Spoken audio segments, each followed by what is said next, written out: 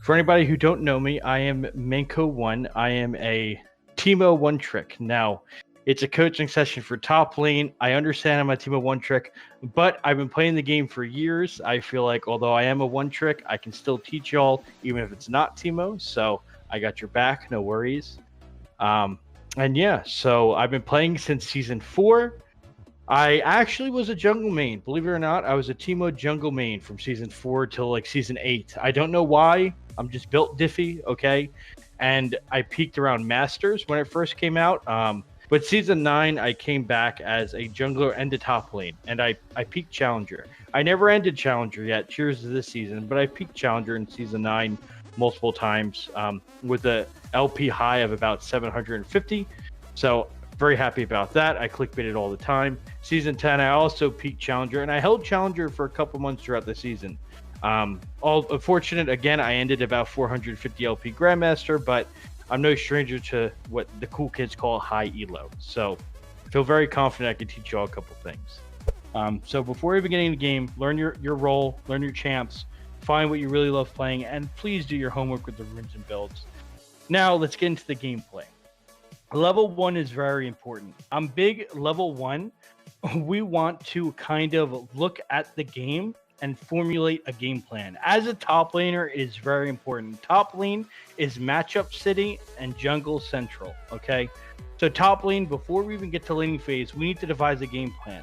This game, for example, we were playing Riven into Gangplank. Now again, I'm not a Riven god. I can't tell you the intricacies of this matchup, but Riven into Gangplank, I don't think one of them shits on each other. I feel like that's a pretty okay lane if we're talking about silver, gold, plat, right? This game's in gold.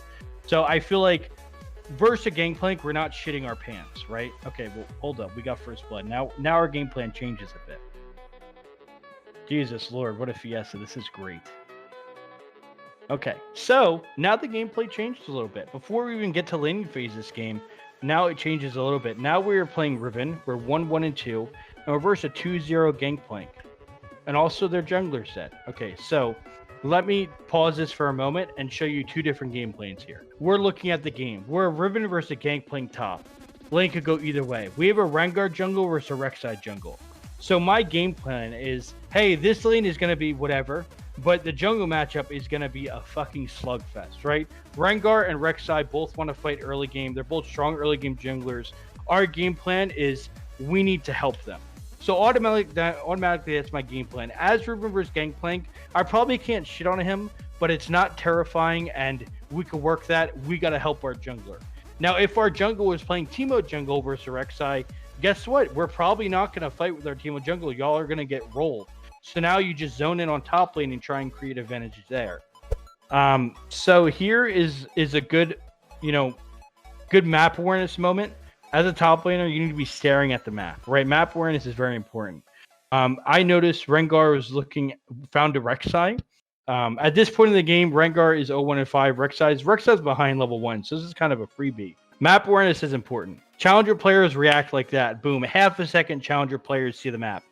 Silver players, it takes them up to 3 seconds. Something you need to train, something that's a skill. You need to constantly do it. There's a reason why when you watch Faker stream, this is Faker mid lane, right? He's playing mid. He looks top. He looks mid. Looks at the jungler, bottom. Very good map awareness.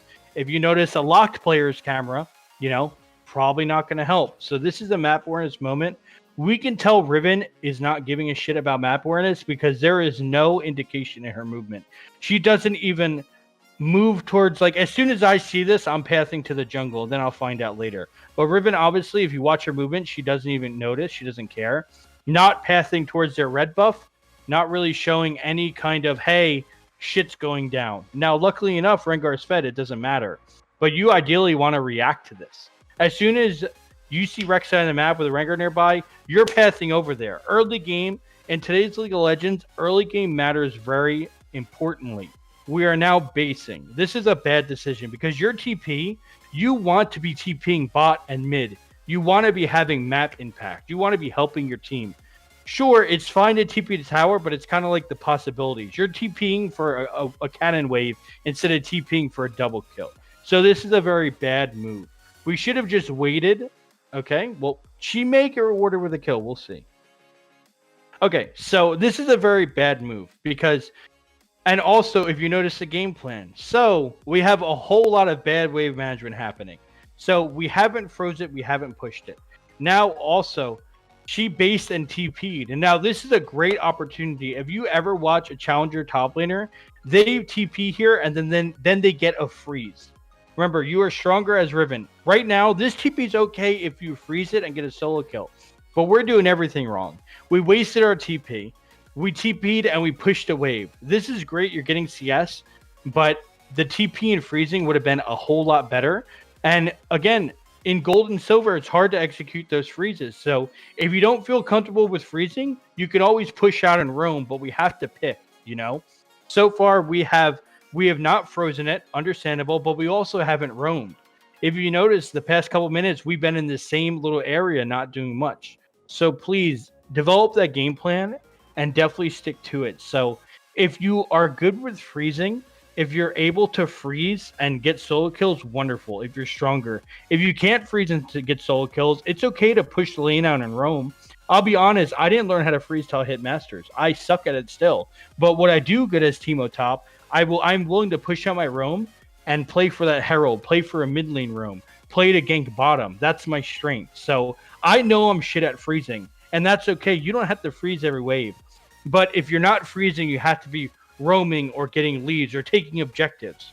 You know, you can't just sit top and not freeze, not roam, and just lollygag. Because if you notice, by the way, this was a level 1 Riven with 2 kills, or a level 1 Riven with a lead. We hit level 2 first, we got a lead level 1. A fed Riven should not be 2-1 and 2 at 9 minutes. You know, if you notice, we haven't done anything so far being a fed Riven. Riven has TP up. I would like to see some TP usage. We haven't seen any good ones yet. TP, yes! Riven! She did it! Great TP. Let's see it work out. Wonderful. Oh, well, you know. Okay. Okay. Listen. Okay, I can explain. Great TP. That was instant. We were literally talking about it. We had a slight mechanical fail there. So TP, beautiful. We beat Gangplank by a couple seconds. If Riven was mechanically, accurate, we ult, we get in there, we ace somebody. If you notice, we flashed before ulting. So all that damage is not multiplied by the AD. We ulted late here, and we lost the fight. So still a great TP if we played it properly. It didn't work out, not at the end of the day. I still like the limit test. After 14 minutes, wave management doesn't really matter anymore, to be quite honest. It does, but wave management after 14 minutes, it's more or less like, hey, am I splitting or team fighting? I do want to talk about that for a moment. You always have the conscious decision. Do I want to split push or do I want to team fight? On certain champions, there's more benefits. On Tryndamere, he's built to split push, not to team fight. So you would be splitting more. If you're playing Malphite, your ass should never be splitting. But you do always have the decision. How does my champion function the best?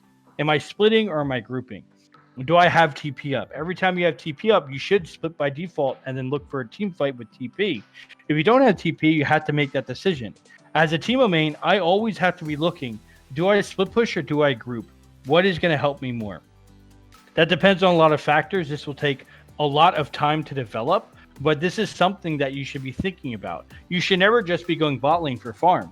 You should be going bot lane because you can split push for pressure and you can TP to Baron. That's the right mindset.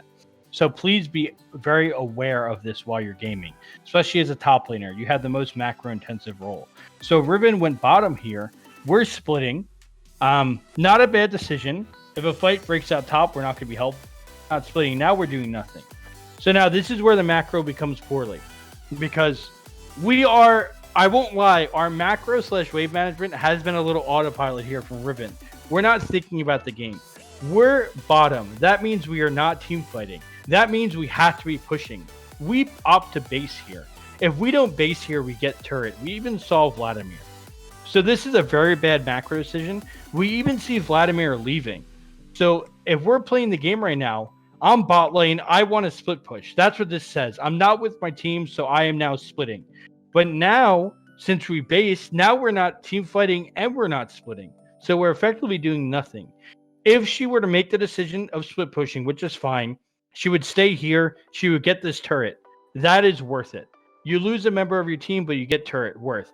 But instead, we did neither. This is bad macro. We weren't splitting and we weren't team fighting. This is now bad macro. Now, in a regular game, your team's not going to win this. Let's be real. Our team is fucking piss smurfing this game. His team just won 4v5, right?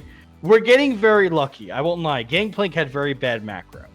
But this was still a bad call by Riven. If you rewind, it's a very easy decision just to be pushing bottom there. So this is an example of bad macro. Now, in solo queue, we didn't get punished. It's still a bad decision. Does that make sense to you all? How there? It was a pretty free decision just to split push bottom. Hey, I'm not team fighting. I'm splitting bottom. Let's get the turret. But we didn't either there. That's a very bad macro decision. We didn't get punished for it. Am I pushing or am I grouping? That's the big thing to ask yourself. You can keep it simple like that. League is best if you break it down. We're grouping right now. I love that decision. We're grouping for Baron. Let's see if we can make it work. Our team's been popping off. This is great. All right, we're back on Baron. Beautiful. I like the shot call. When in doubt, group. Easy enough. We're grouping. We get Baron. Beautiful call by Riven. If she wasn't there, the team probably stops Baron. So that was great. We decided to group. We got Baron for it. Beautiful. Now we might even get another kill. Beautiful grouping. That was great. That is how you play top lane. We grouped. We got Baron and a kill. That was beautiful. If you notice how good that is compared to when we did nothing earlier. So just a quick comparison. When we left base, we just got Baron and a kill. If you remember earlier, remember when we went bottom and we just pushed and we based? So compare this minute to that minute. This is good macro versus bad macro. In a minute, we got Baron and a kill. In a minute, 2 bases ago, we got 20 CS. That's all the difference from good macro or bad macro. This point of the game, this is very macro intensive. Late game's all macro. If you go bottom without TP, you're giving Baron. So his TP is spawning soon. So Riven should actually be bottom. Riven has TP up, Baron spawning in a minute. So the better macro play for Riven would be bottom. We should be bottom here. We should just be pushing and looking with TP. Now, she's choosing to go mid and ARAM it. Honestly, with solo queue, it's not even a bad idea. You can ARAM all you want in solo queue. If you're just grouped up in solo queue, it's probably going to work out. So ARAM's not bad, to be honest. But ideally, she should be bottom with TP, spam picking Baron, and looking for that. ARAM's a 50-50. We'll see how it works out. Looks like are we getting aced? Okay, looks like we got absolutely rolled. So the 50-50, the ARAM didn't work out. So this is now a case of bad macro. Here's how it works in League. If you are split pushing, you need to be getting inhibs and you need to be ending the game. So if you do that, Uncle, and every game you get every inhib and you win because you're getting inhibs, great. But if you're playing League, and if for any reason you're split pushing and not grouping and you don't get an inhib, it doesn't matter. It doesn't matter if you're splitting and your team dies. It doesn't matter if they send 5 bottom why you can't get the inhib. Are you getting inhibs when you're doing that? If you're getting 2 or more inhibs a game, it's fine. If you're not, it's not fine. So splitting only is good if you're winning with it. If you're getting inhibs, if you're reading the map right. If you're not getting inhibs, it doesn't matter why. I don't care if they send 5 bottom. If you're splitting and not getting inhibs, you are not doing your role. You are not helping your team. With TP, TP is a cheat code. TP allows you to split while grouping because all you have to do is press the D key and now you're grouping. This game, if we had to look it over, in these VOD reviews, there's a lot of info. I know I just sat out here spouting for 30 minutes, but to recap this game, I like to keep it simple for y'all. If you look at the gameplay, right, of this VOD review, we can look at this gameplay, and we know that early game, there could have been a lot more. We had first blood, we had a lead, we didn't do much for the early game. When it hit 10, 14 minutes, we killed Rengar in the jungle. We also got Herald. We killed Rex in the jungle, we got Herald. We made a great TP play. In this little mid to late game here, we didn't do well, but we didn't do bad. So this mid game, I didn't really highlight it too much, but we made 2 TPs where we TP'd actually late on one of them, and on one of them we missed our mechanics. So if you look at the TPs of this game, I think we had 2 TPs mid to late game. We didn't execute perfectly, but it was still the right decision, and I applaud for that. And at some points of this late game, we didn't really do much, but our team popped off. If you win the game, you win the game. So the early game was crap. The mid game was beautiful. The mid game was a work of art. We got solo kills. We got Herald. We got a nice TP, and the late game was just okay. The only mistake that was really bad is that ARAM. The ARAM where we had TP up, this ARAM right here, this is the only game-changing mistake that we made, where when you have TP up, you get to now split push while team fighting, you know? And if you're not running TP, we have to go back to that decision making. Am I team fighting or splitting? This time was the only big mistake where we team fought when we could have been splitting and team fighting, you know? But really the takeaway from this game is, hey, early game, are we freezing or are we pushing? Are we trying to kill our laner or are we trying to kill the enemy jungler? That's the big thing with laning phase. And you make that game plan with game knowledge, with everything that goes into League, right? So the early game, push or freeze are your two decisions. You know, that's just to put it simple. There's a lot more to it, but for y'all, I want to make it simple. Am I pushing or am I freezing, right? Am I roaming or am I getting plates? In the mid game, am I grouping or am I splitting? Try to work with that for now and really think about that. The more you get into that, the better you get at it. And with that being said, that's about all I got for y'all.